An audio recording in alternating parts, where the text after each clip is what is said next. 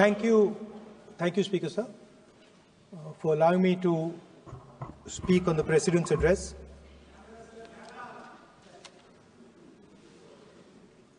Camera. Thank you. Double thank you, sir.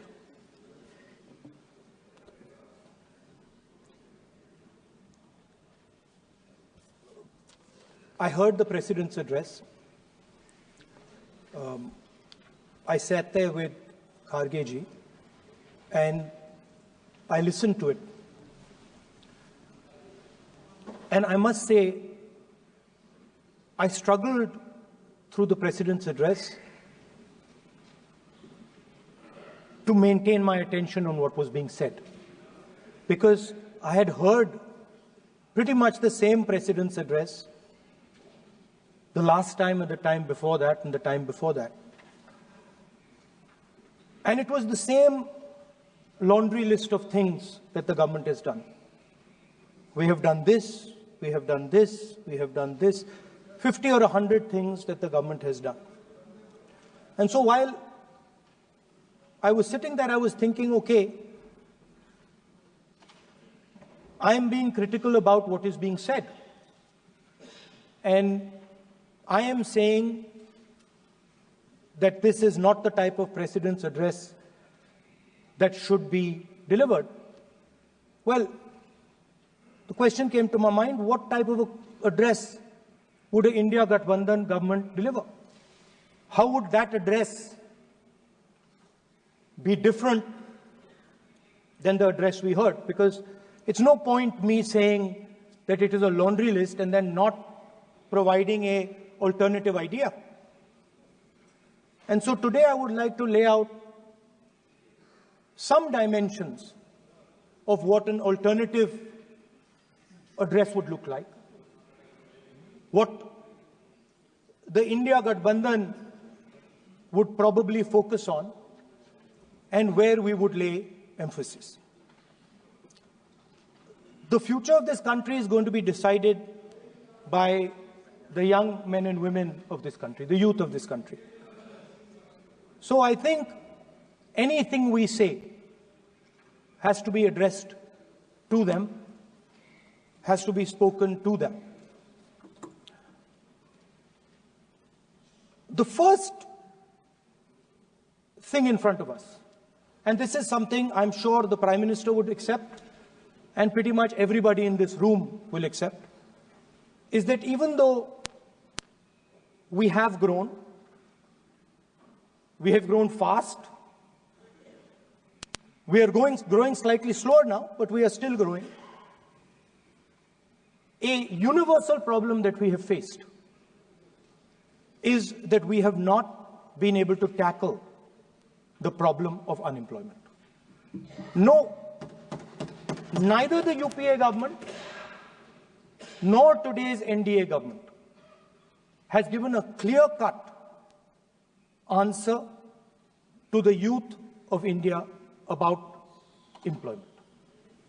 I don't think anybody in this room will disagree with me. I'll give a little statistic for the Prime Minister. The Prime Minister, something I would agree with directionally. The Prime Minister proposed the Make in India program. I think a good idea.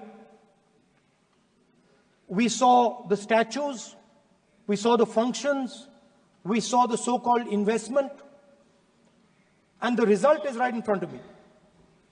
Manufacturing fell from 15.3% of GDP in 2014 to 12.6% of GDP today. That is the lowest share of manufacturing in 60 years. I'm not even blaming the Prime Minister, because I think it would not be fair to say he didn't try. I could say that the Prime Minister tried, and I think conceptually Make in India was a good idea, but it's pretty clear that he failed, because manufacturing went from 15.3% of GDP to 12.6%. So the first question that any alternative vision would answer to the youngsters of our country is, okay, what and how are we going to solve this problem of employment? Any country basically organizes two things. You can organize consumption, and then you can organize production. Modern way of saying organizing consumption is services. Modern way of saying organizing production is manufacturing. But there is more to production than simply manufacturing. For example, agriculture also is about production. Now, pretty much every government since 1990 has done a decent job on consumption, on organizing consumption. Which are the companies that organize consumption? Uber organizes consumption. Reliance organizes consumption. Adani organizes consumption. But we have, as a country, failed in organizing production. We have excellent companies that try to organize production. They are the Mahindras of this world. They are the Bajajs of this world. Part of Tata's organizes production, but the record of the country in organizing production is dismal. And essentially what we have done is we have handed over the organization of production to the Chinese. So this mobile phone, even though we are saying we make this mobile phone in India, that is not a fact. This phone is not made in India. This phone is assembled in India. All the components of this phone are made in China. The network that has produced this phone is made in China, is owned by China. So every time we use a phone, every time we wear a Chinese shirt, a Bangladeshi shirt, every time we wear a pair of Chinese sneakers, we are paying a tax to China. Because some Chinese youngster is earning a salary to make or to produce that product. So the first message I would give in a presidential address would be that India has to focus completely on production. Because if we do not focus on production and we continue to focus only on consumption, we will find that we will run huge deficits, we will increase inequality, and eventually we will run into a serious problem. Social problem because of unemployment, which we are already facing. If you look at the numbers of the amount of people who are in jail, if you look at the numbers that are spent on internal security, if you look at the numbers spent on our police forces, they all spiral. They're all rising. And everybody understands that social tension is on the rise in India. So now the next question comes, okay, so where is this employment going to come from? What is India going to produce? And for that, I'd like to tell all the youngsters of this country that there is a revolution taking place, an exciting revolution. The world is transforming completely. And the change that is taking place, at the heart of the change that is taking place, we are moving from the world of the internal combustion engine to the world of the electric motor. We are moving from petrol to batteries. We are moving wind, solar, potentially nuclear energy. So our entire way of moving is changing. And this is going to change every single thing. It is going to change warfare. It is going to change medical treatment. It is going to change education. It is going to change how we eat. It is going to change every single thing. Now, the last time there was a revolution, called the computer revolution, the government of India had a clear focus. We looked at that revolution. It was a Congress government. We looked at the revolution and we decided clearly that we are going to focus on the development of software. And we rode the wave of that revolution. And today you can see the result. I remember people laughing. I remember people laughing when the computer was being talked about. You mentioned Mr. Vajpayee. I respect Mr. Vajpayee, but Mr. Vajpayee gave a speech saying that computers are of no consequence to India. So, what is important when there is a revolution? What is important is that you understand what are the drivers of that revolution and where exactly do you need to focus, where exactly do you need to sit in that revolution. I said that this revolution is going to change everything. And I want the youngsters in this country to think about it. There is a war going on in Ukraine.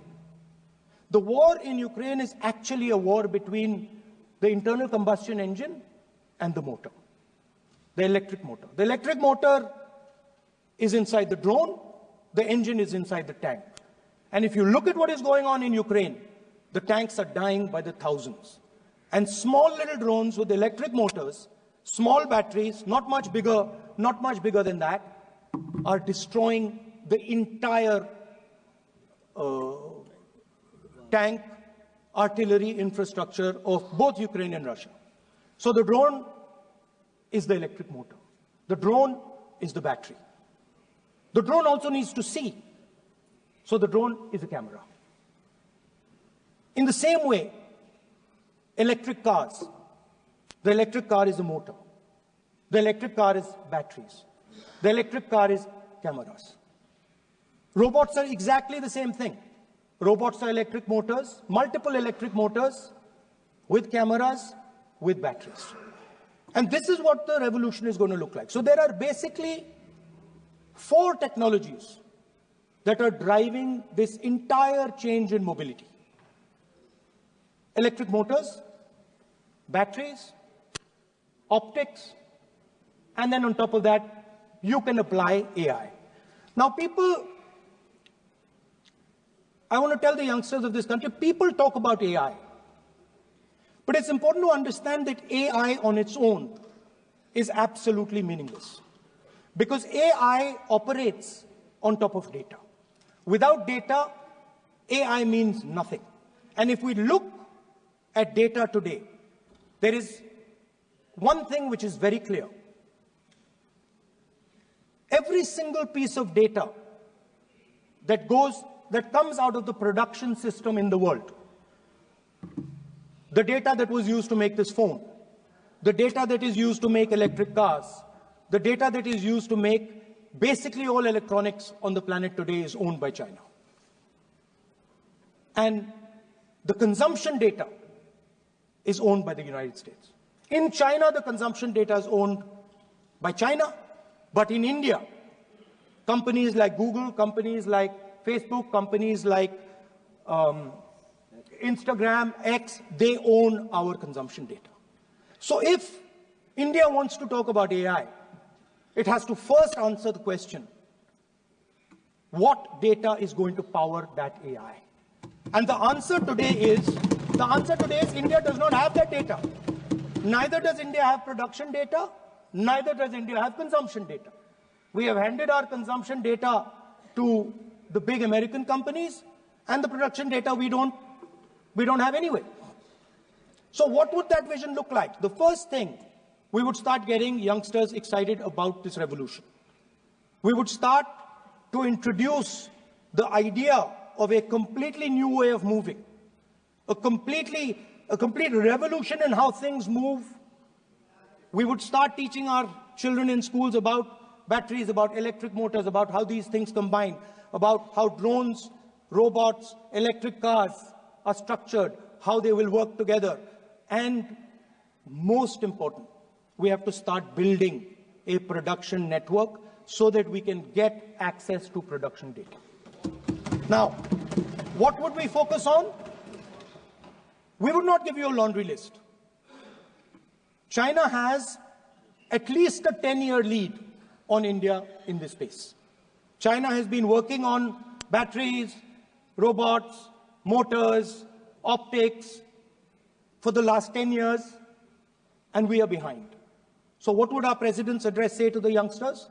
We will choose critical areas in each one of these technologies, and we will start to build capabilities in those areas. The second thing we would do, we would ensure that our banking system is not captured by 2 or 3 companies that basically do not allow you to build a production system. But our banking system is open, is dynamic, and is accessible to small and medium businesses and to millions and millions of entrepreneurs who want to take part in this revolution. Our foreign policy would take into account this revolution.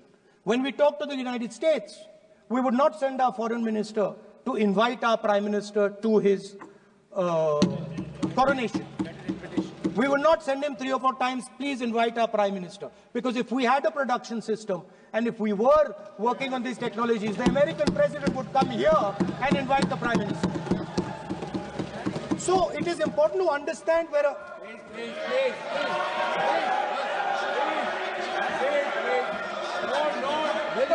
Foreign policy.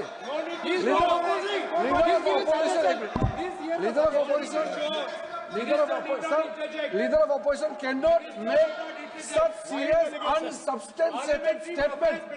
This is related to the relation between 2 countries, and he is making an unverified statement about invitation of the Prime Minister of our country. Is matter of our dignity. How can you make such kind of statement? He is leader of opposition, sir. He should be responsible in making such statement.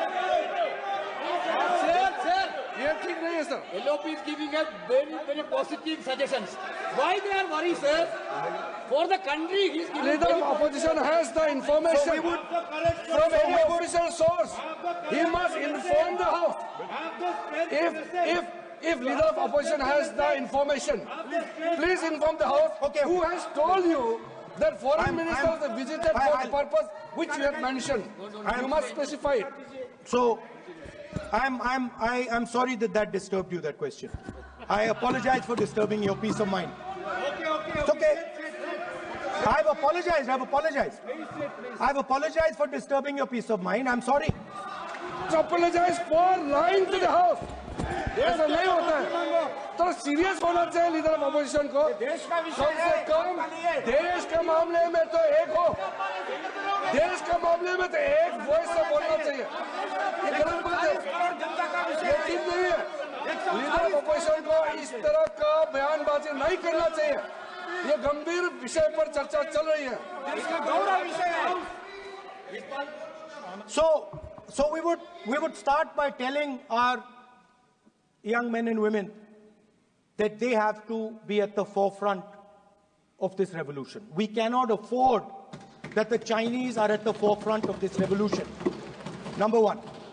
Number two, we will ensure that the absolute best experts on these technologies would talk to our students, would talk to our youngsters and guide them on what a future, on what these future technologies are going to do. We would make them partners in this revolution. Now, we talk about defense. And today, we have the Chinese. And the Prime Minister has denied it. And the army has contradicted the Prime Minister. It's true. The Prime Minister has denied it. The Prime Minister has denied it. And the army has disagreed with the Prime Minister that China is sitting on 4,000 square kilometers of our land, of our territory.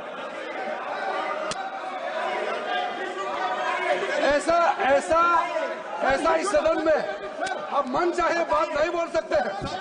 ये बिल्कुल ठीक नहीं है sir. ये serious मामला है. आप foreign policy पे, बॉर्डर इश्यू पर आप अपना कैसे मजाक बात कर सकते हैं? अपना मन कहानी आप बना के बोल रहे हैं. ये तो बहुत सीरियस मामला है. विदेशी प्रतिपक्ष के नेता जो आप विषय बोल रहे हैं, उसके तथ्यों को सदन के पटल पे रखना. आप अनुरोध है लीडर ऑफ पोजिशन बोलिए, हम लोग शांति से सुनेंगे, ये आपका अधिकार है बोलने का, मगर आप मन चाहे ऐसा सीरियस इशू पे कैसे बोल सकते हैं? ये सीरियस मामला है। आप सदन में आर्मी के पास से बोलते हो, फॉरेन मिनिस्टर के पास बोल देते हो, सीमा का बात ऑफिशियल पर्सन से अलग बात करते हैं, ऐसा मत बोलिए, ये देश के लिए ठीक नहीं है। आपको सीरियस होना पड़ेगा लीडर ऑफ ऑपोजिशन। ये गंभीर मामले को आप ऐसा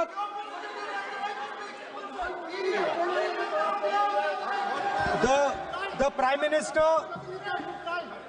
Minister has denied that Chinese forces are inside our territory, but for some reason our army keeps talking to the Chinese about their entry into our territory, and our Chief of Army Staff has said that the Chinese are inside our territory. This is a fact.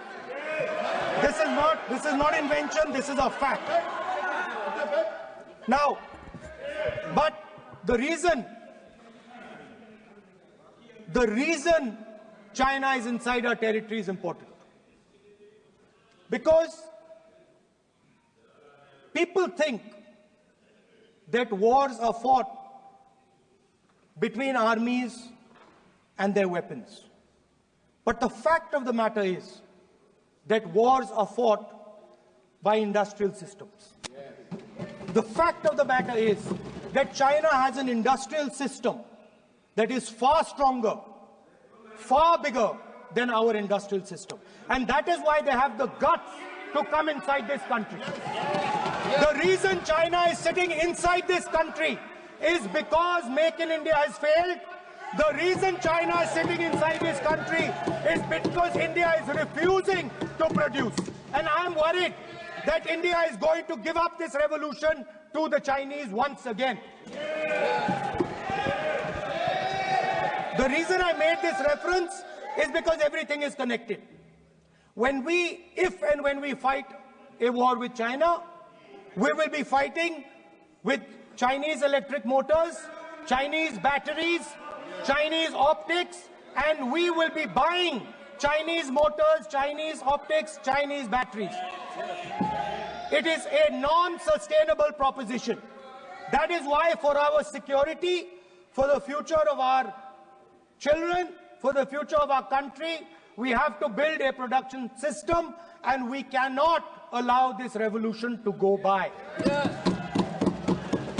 Now, the next step, we have a strategic partner called the United States.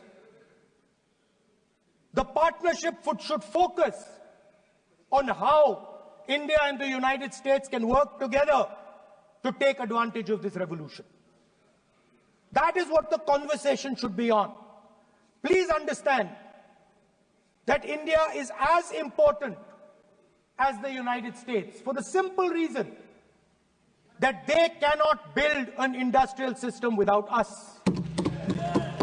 They cannot build a production system without us. No matter what they say, the Americans simply cannot do what India can do because their cost structure is much, much, much more expensive than ours. We can build things that the Americans would never imagine. India can do that. So that would be the first part of a president's address. We would talk to the youngsters in India and say to them, we want you to be partners in this revolution.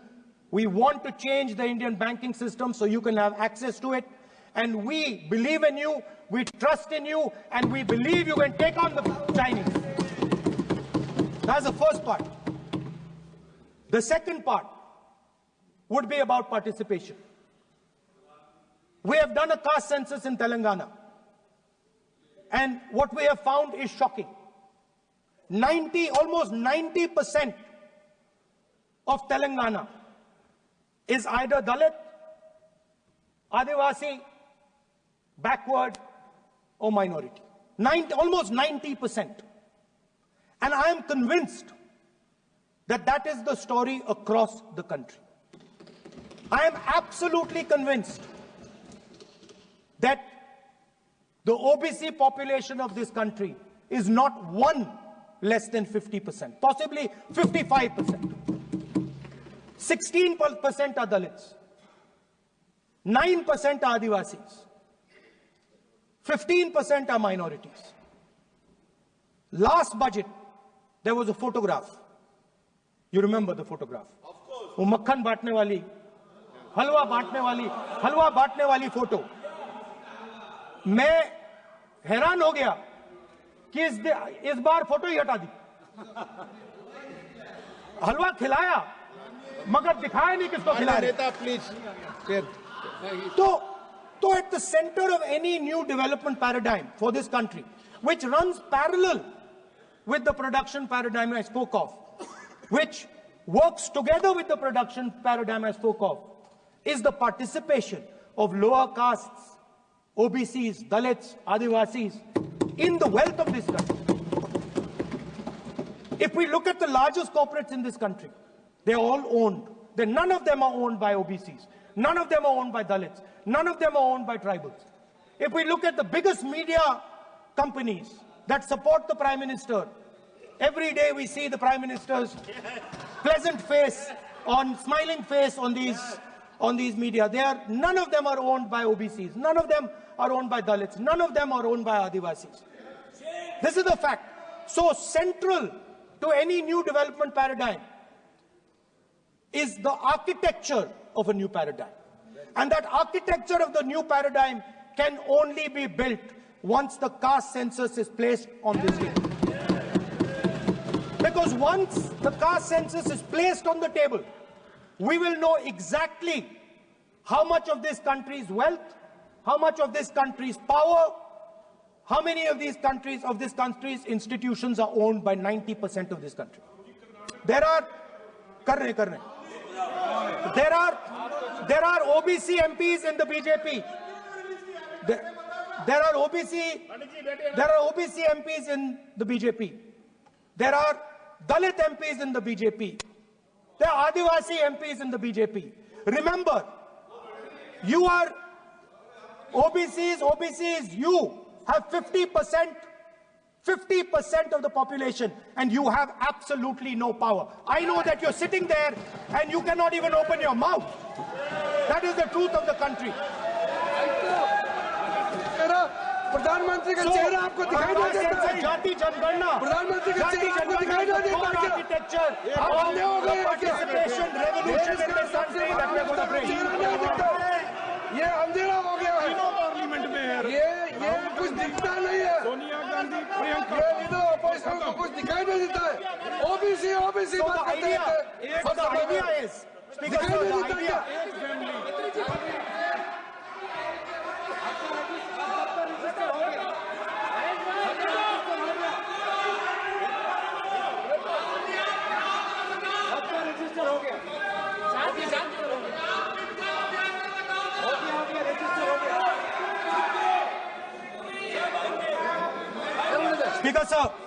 Speaker sir, so the idea is, on one side, allow India and the Indian youngsters to participate in the coming mobility revolution.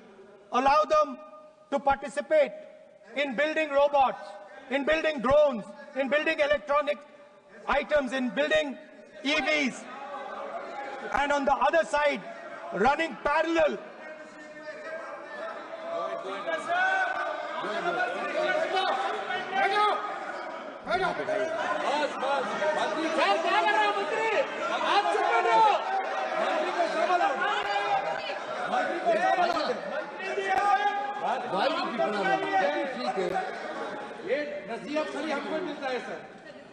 मैंने उनको ही मना the country, Speaker sir. ऐसा नहीं है. आप भी बहुत disturbance करते हैं. Okay, Speaker sir. So parallel ideas. One idea: participate in the mobility revolution. Whether you're thinking of economy,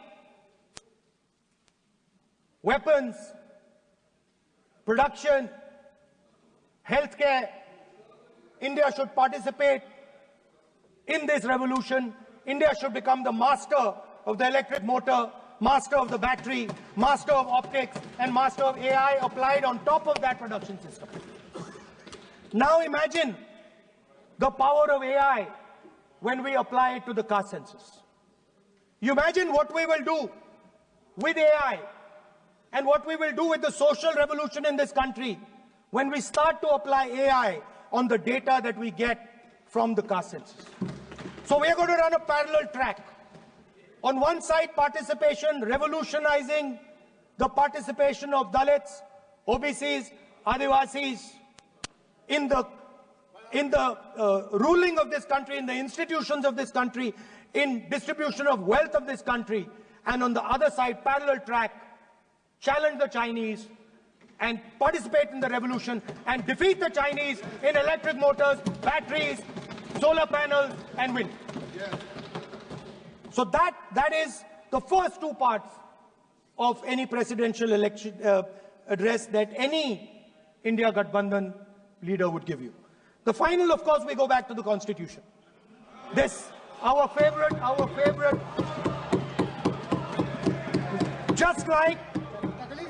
just like the production system is a weapon, just like Jati Jangarna is a weapon of transformation, this is what the entire architecture is built on. I remember before the elections, all of you were saying 400 par, and you were saying you would change this. And then I was glad to see that the Prime Minister walked in and then was forced to bow his head in front of the Constitution. It was a moment of pride for all Congress people that we had explained to the Prime Minister and to the whole country that no force will dare touch this. I know that the RSS has never accepted this. Mohan Bhagwatji has said that India didn't get independence in 1947. He has said that this constitution is meaningless. I know that is at your heart. We will never let your dream come true. This constitution is going to rule India always. Now, एक minute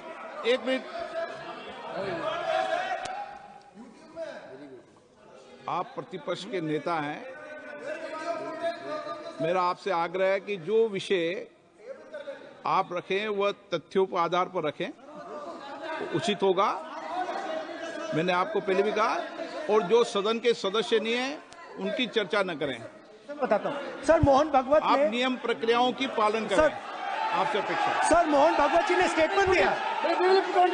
Mohan Bhagwat का statement Sir, one second. We will authenticate. Speaker, sir. We will authenticate. Speaker, sir, Mohan Bhagwat ji made a statement saying that India did not receive independence in 1947. It received independence when the Ram Mandir was inaugurated. We will place that on the table. Now, sir, I would like to mention one small thing, but very important thing. Speaker, sir, this constitution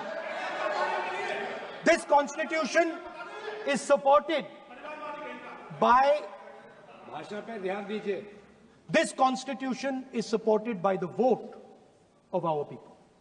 Without the secure vote of the Indian people, this constitution means nothing. Now I want to bring to the notice of this House some data, some information about the Maharashtra election. Very simple stuff. Speaker, sir, between the Lok Sabha election, which the India Alliance won, and the Vidhan Sabha election, the voting population of Himachal Pradesh was added to the voting roll of Maharashtra. Meaning the entire population of Himachal Pradesh was added to the voter rolls of Maharashtra. Please understand what I am saying. In Lok Sabha, the difference between Lok Sabha and Vidhan Sabha was the population of Himachal. The entire population, almost 70 lakh new voters suddenly arrived between Lok Sabha and Vidhan Sabha. Now, the most interesting part, and the Prime Minister is not looking at me. The most interesting part,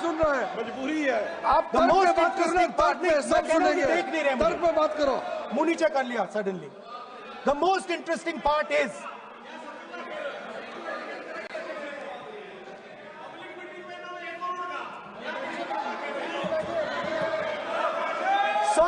Sir, Maharashtra mein more voters were added in 5 months in Maharashtra than were added in 5 years in Maharashtra. जितने 5 साल में add हुए उससे ज्यादा 5 महीने में add हुए, आखिरी 5 महीने में लोकसभा चुनाव के बाद। सर, एक बिल्डिंग है सर शिरडी में, एक बिल्डिंग में 7,000 नए वोटर एक बिल्डिंग में ऐड हुए सर। एक बिल्डिंग में 7,000 नए वोटर ऐड हुए सर। सर, मैं कोई आरोप नहीं लगा रहा हूं, मैं कोई आरोप नहीं लगा रहा हूं, मैं सिर्फ ये कह रहा हूं सर कि ये इसमें कुछ ना कुछ प्रॉब्लमैटिक है कि हिमाचल प्रदेश जितने बड़े वोटर्स लोकसभा के बाद जादू से आ जाते हैं।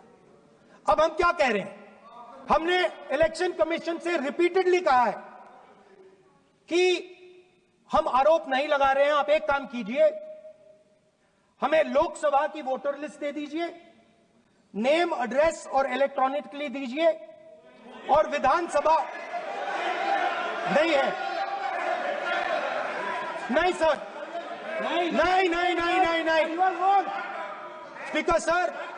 स्पीकर सर, वो सब वेबसाइट पे रहती है, सब जानते हैं, कभी भी कोई निकाल सकता है।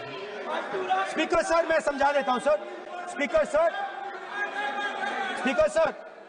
वो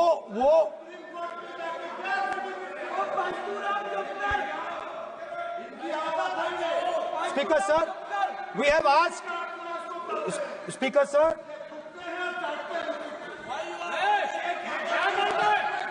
Speaker sir, we are asking this question. We are asking this. Speaker sir, population of Himachal Pradesh. Please. Population of Himachal Pradesh has voted. Extra has voted in Maharashtra. We are saying to the Election Commission, please give us the names and addresses and polling booths of all the workers in the Lok Sabha and all the workers in the Vidhan Sabha, so we can calculate who these new workers are, who these new voters are. Interestingly, the new voters are mostly in the constituencies that the BJP has swept. Please understand, the new voters have been added mostly in the constituencies where BJP has swept. I am still not making an allegation. I am saying on the floor of the House that the Election Commission has to give the data of the Maharashtra elections to the Congress Party, to the Shiv Sena and to the NCP, so that we can see exactly where these voters have been added, who has been subtracted, who has been added, where they have been added. This is not an irresponsible request. This is a very simple request for them to fulfill.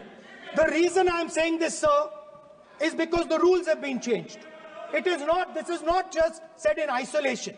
Speaker, sir, the election commissioner used to be chosen by the Prime Minister, Leader of Opposition, and the Chief Justice.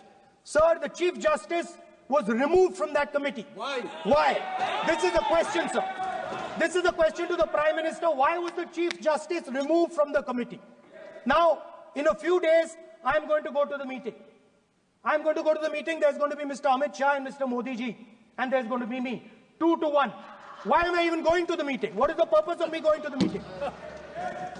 I'm only going to the meeting to certify what Modi ji and Amit Shah ji are going to say. Right? Whereas if the Chief Justice was there, there could be a discussion. Chief Justice and Leader of Opposition could say, no, we don't agree. So, there seems to be a calculated strategy. Now, just prior to the Lok Sabha, the election commissioner was changed and 2 new election commissioners were placed. Yes.